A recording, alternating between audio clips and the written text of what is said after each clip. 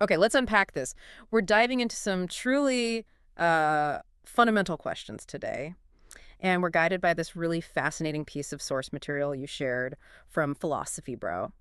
It tackles some pretty mind-bending Oh, ideas. absolutely. It really does. This deep dive takes us into, well, two concepts that have puzzled philosophers for ages, haven't they? Hmm. Solipsism, the idea that maybe only your own mind is certain, Right. and Laplace's demon, that whole thought experiment about determinism and can we actually predict everything? Exactly. So using your source material as our map, really, our mission is to break these concepts down, explore the different angles the source presents, and kind of understand why they've kicked up so much debate and critique. It's a dive into knowing and predicting, isn't it? It certainly is. Yeah. And the source, it gives us a great way in, starting with solipsism, which at its core is this pretty radical idea that the only thing you can be absolutely rock solid sure exists is, Yeah. well, your own conscious experience, Right. your own mind. Right. So everything else, the world, other people, it's Of all potentially uncertain. The source uses these great analogies, doesn't it? Like Yeah. maybe they're no more verifiable than the Loch Ness Monster or that summer camp girlfriend Melvin apparently had who nobody could ever contact. Exactly. It Yeah. just puts everything external into question. It really challenges that default setting we all have, Yeah. that the world and other people are just obviously real. But the source doesn't stop there.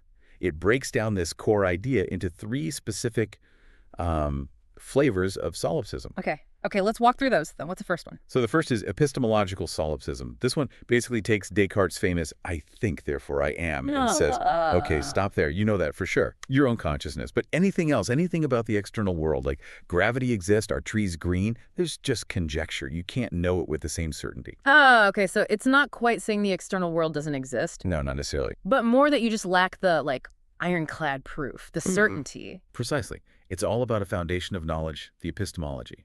How can you know? It questions whether you can truly justify believing in anything beyond your own immediate awareness. The source puts it nicely. You can build hypotheticals like, well, if gravity exists, then. Mm-hmm. But it's always built on that if. I've got it. It's about the limits of knowledge, absolute knowledge, anyway. So what's the next level, up or down, depending how you look at it? Right. Well, metaphysical solipsism takes it quite a bit further. It doesn't just say I can't be sure anything else exists. It leans more towards, actually, I'm pretty sure nothing else does exist. Whoa. Okay, so that's the version where everything you perceive me, this conversation, the room you're in, it's all just happening inside your own single mind. That's the implication, yeah. The source frames it by asking, why make things more complicated? Why add all these other minds and an external world to your basic understanding of reality, your ontology? Hmm. It argues there are simpler explanations if you just assume only your mind is real. It compares believing in other minds to, like, believing in the tooth fairy. An unnecessary addition, perhaps. Hmm. Okay, so epistemological is about knowing. Metaphysical is a stronger claim about what is. What's the third one? The third is methodological solipsism. This one's a bit different. It's less a statement about what reality is and more a suggested starting point for doing philosophy, for building knowledge. The idea is, since the only thing you can be absolutely certain of is I exist, well, that's where you have to begin any philosophical journey. So it's like laying the first brick. You start with the one thing you know for sure, and then you try to build out from there. Exactly. The source says the methodological solipsist thinks this is, and I quote, the only fucking way to really know anything. But it acknowledges it's a huge task. You need to do a lot of philosophical heavy lifting, like Descartes tried to do, to justify anything beyond that initial I exist. Whereas the epistemological solipsist, as the source points out, might just stop right there at I exist and say, yep, that's all I know for sure, and not even try to build further. It's really fascinating how you can slice this one core idea in different ways. But I mean, let's be real, it feels incredibly counterintuitive, doesn't it? Right. How does the source talk about whether this is actually, workable, or the critiques? Yeah, it definitely gets into that. It brings up the philosopher David Lewis.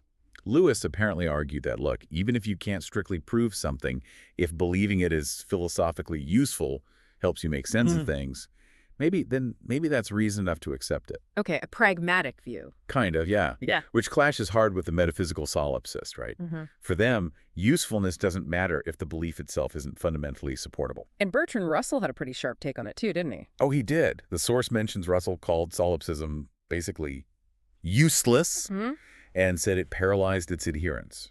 His point, essentially, was that anyone who actually functions in the world, talks to people, avoids walking into walls. Yeah.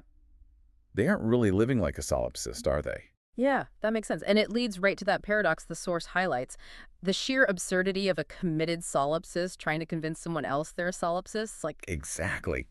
Hey, figment of my imagination, let me tell you about my groundbreaking theory that only I exist. it completely undermines itself in the act of communication. Totally. It's inherently self-defeating if you try to share it or act on it socially. The source wraps it up with a bit of humor, saying it's a lonely philosophy. Yeah. And logically, if it is true, only one person in the entire history of the universe could ever actually be right about it. You know, what strikes me most about this whole section is how it forces you, the listener, to just pause and question these bedrock assumptions you make every single second. That the ground is solid, that the voice you're hearing isn't just in your head. For you personally, what makes thinking about this stuff challenging? Or maybe even important? Well, it's challenging because it chips away at that feeling of absolute certainty we like to have about the world. But it's important, I think, because it really highlights the difference between what we assume to function day to day and what we can genuinely know with philosophical certainty. It clarifies the maybe shaky foundations of our most basic beliefs about reality itself. Absolutely. Okay, so shifting gears a bit, from the deep uncertainties of knowing your own mind versus the world, let's move to the second big concept in your source material, Laplace's demon. Ah, yes, Yeah. Laplace. Here's Samuel Laplace, the French astronomer and mathematician. He was a huge believer in the determinism of physical laws. His core idea was basically, if you knew the exact position and momentum of every single particle in the universe at one specific instant. Like a snapshot of everything. Exactly, perfect snapshot. And if you also knew all the fundamental laws of physics that govern how those particles interact, then in theory, there's only one possible future, and only one possible past for that matter. Everything is locked in. Wow, so the universe isn't just like guided by laws, it's rigidly dictated by them, like a cosmic machine just running its course. That's the deterministic picture he painted, yes.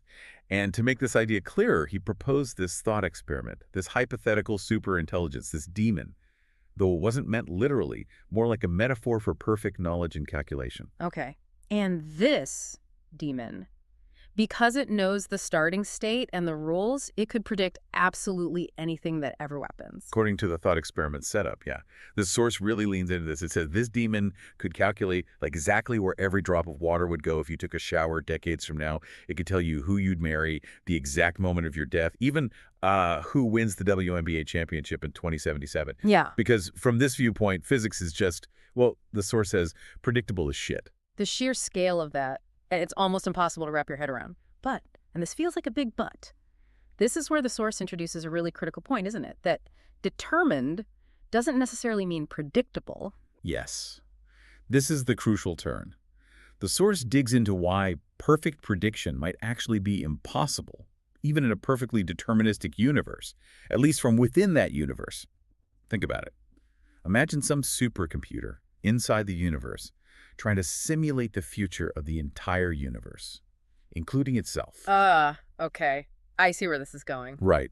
To be perfectly accurate, it would need to simulate its own future calculations as part of the simulation, but then that simulation would need to contain a simulation of itself calculating. And you get this infinite regress, like mirrors reflecting mirrors. So it can never actually finish the calculation because it That's keeps having to calculate itself, calculating itself. the paradox the source lays out. It argues this holds true even if you had, theoretically, infinite computing power.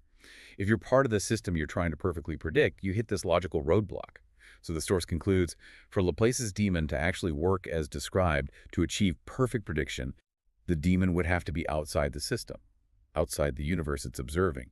Okay, that's a huge qualification. So if perfect prediction from within is impossible, even if things are determined, what does the thought experiment actually tell us? What's the takeaway, according to the source?